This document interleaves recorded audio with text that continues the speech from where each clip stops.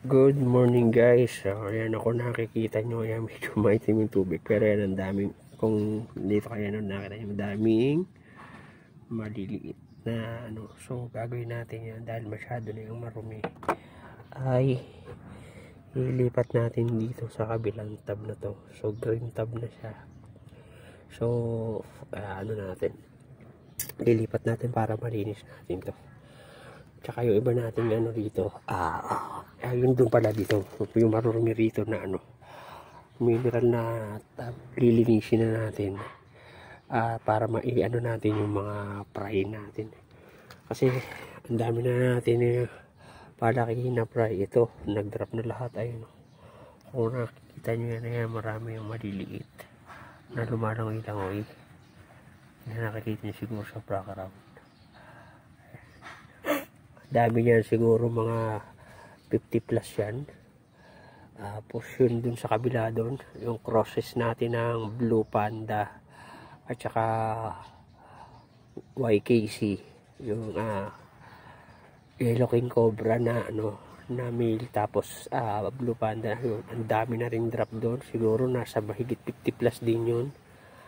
Pagkatapos dun sa kabila ron, malalaki na yung ano natin doon, cross natin ng P-Dirt at saka Red Mosaic. Tapos ano ba yun sa kabila, EBM at saka AFR ba yun nakalagay na, P-Dirt din at saka EBM. Tapos ayun yung mga YKC natin na huli, ano na rin yun, dami na rin drop, pati yun doon sa kabila. So yung mga ano natin doon,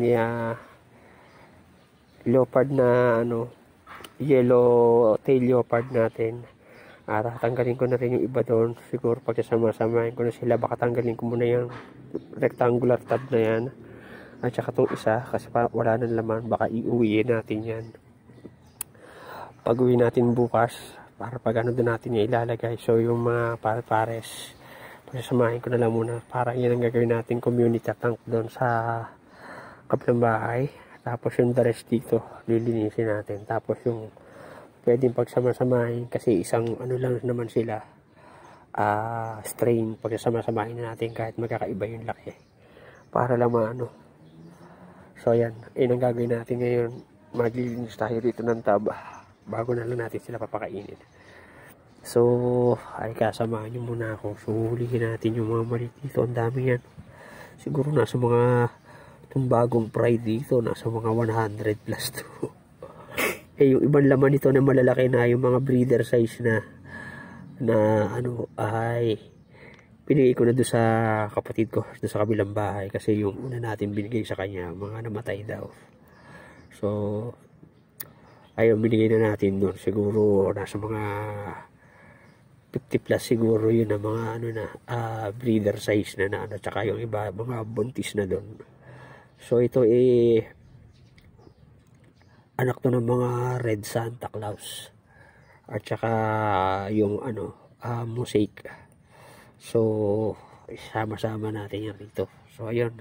So hindi ko na pagtatagalin itong video na to para matapos natin to, kasi baka hindi ko rin matapos. So hanggang dito na muna guys. Maraming salamat sa panonood. Thank you for watching. Happy fish keeping. At mamaya update ko na lang kayo.